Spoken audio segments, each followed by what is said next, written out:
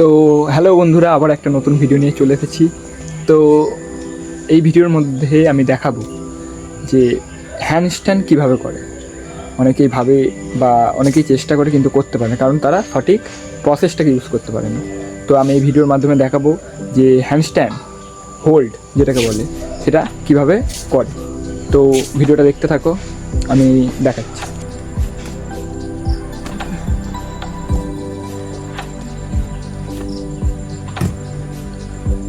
তো বন্ধুরা, অনেকেও হ্যান্ডস্ট্যান্ড এমন তাড়াতাড়ি করতে যায় এবং ভুল প্রসেসে করতে যায়। এটা হচ্ছে ঠিক প্রসেস নয়। যদি তোমাদের ঠিক প্রসেস আমার মতো সঠিক করতে চাও, এরকমভাবে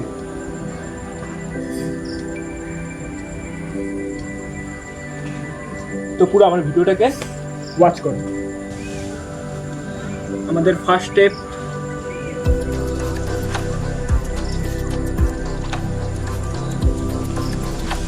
পনেরোটা করে 3 সেট।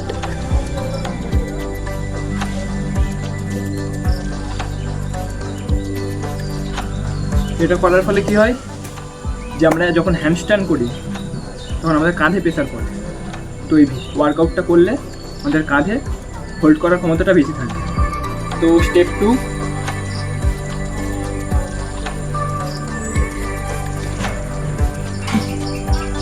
তিরিশ সেকেন্ড হোল্ড। তো একটা দেয়ালের সাহায্যে এটা করলে হ্যান্ডস্ট্যান্ডটা করতে সুবিধা হবে। 3, যখন হ্যান্ডস্ট্যান্ড করবে তখন হাতটাকে ফাঁকা রেখে রাখতে হবে এবং আস্তে আস্তে পাটাকে তুলতে হবে। এবং 5 থেকে 6 সেকেন্ড হোল্ড করে রাখতে হবে। এতটা। এই প্রসেসটা যখনই তোমরা শিখে যাবে তখন এর পরের স্টেপ করবে, স্টেপ 4, এরকম আস্তে আস্তে পাটাকে তুলতে হবে এবং নিজের ব্যালেন্সটাকে কন্ট্রোল করে রাখতে হবে। এটা স্টেপ 4 এবং এবার স্টেপ 5 এবং ফাইনাল স্টেপ হ্যান্ডস্ট্যান্ডে।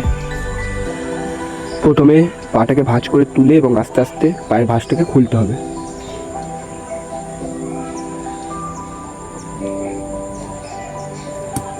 তো এই কটা স্টেপ তোমরা যদি 1 মাস করো তো অবশ্যই তোমরা ভালোভাবে হ্যান্ডস্ট্যান্ড আমার মতো প্রপারভাবে শিখে যেতে পারবে।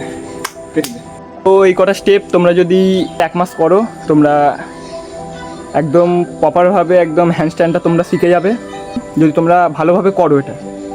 তো আমি এই প্রসেসটা ধরেই করেছি এবং আমি 1 মাসের মধ্যে শিখে গেছিলাম হ্যান্ডস্ট্যান্ড। আর যারা আমার চ্যানেলটাকে এখনও পর্যন্ত সাবস্ক্রাইব করোনি অতি অবশ্যই চ্যানেলটাকে সাবস্ক্রাইব করে দিও আর লাইক কমেন্ট শেয়ার অবশ্যই করো। তো দেখা হচ্ছে পরের ভিডিওতে। টাটা।